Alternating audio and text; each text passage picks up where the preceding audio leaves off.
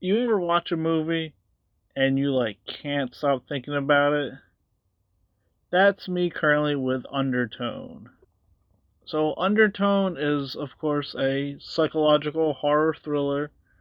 I'm a big horror guy, so that's what I tend to talk about on this channel. And the marketing for this was weird because the trailers didn't show much, but they kept marketing it as like the scariest movie you'll ever hear instead of see. So I was like, that's interesting. But that's because this film's about a podcaster. And this podcaster and her friend host a podcast called The Undertone, which they listen to audio and all that stuff that people send in. Of course, one is a believer in the paranormal, one is a skeptic, so they bounce off each other. And well, one day, or I guess I should say one night, they get a email claiming that these are 10 very messed up audio recordings and basically like listen if you dare. Ooh. And well, they decide to listen to them and messed up stuff starts happening to the main character. And I'll leave it at that because this film does have a lot of surprises. It has a lot of secrets. It has a few twists and turns here and there. And it's, I wouldn't call it scary. I would more say it's creepy and intense, especially since this film takes place in one location, one house, and the director, big props to them because they use a lot of just slow pans, and they will just sit on a frame for like 15-20 seconds, and it oddly adds a lot of like tension and thrills because when you're watching a horror movie, you instantly think, oh, if the camera sits still, or oh, if the camera pans over, you're expecting something to be there.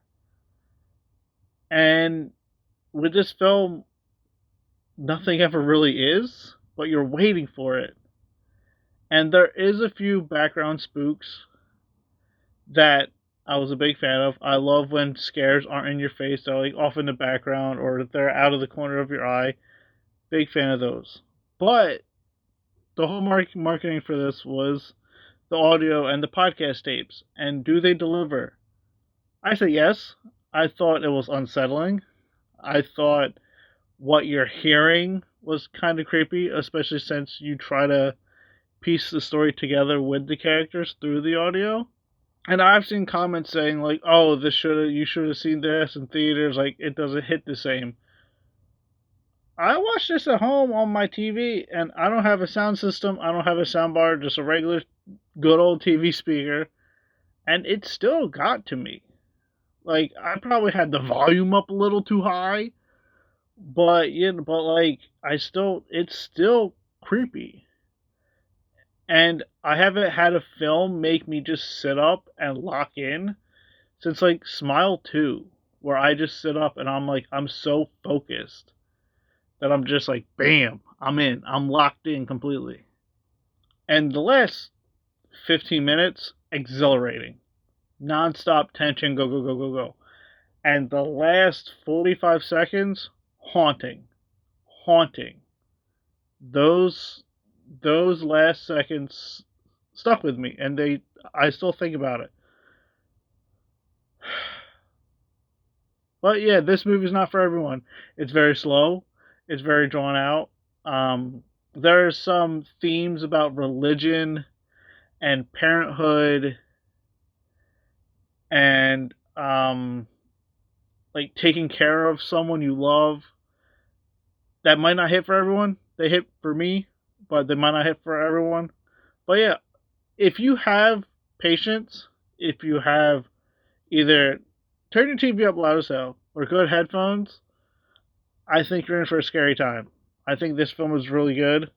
I know a lot of people are like, oh, it's overrated. it's not overrated. You just don't like it that much. There's a difference between something being overrated and you just not liking it.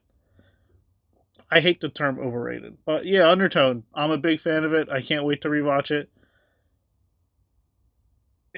There's been some exciting stuff in horror, so this year looks crazy for the horror genre. So I'm very excited for the future. But like always, feel free to like, comment, subscribe. Thanks for watching. Keep being good people.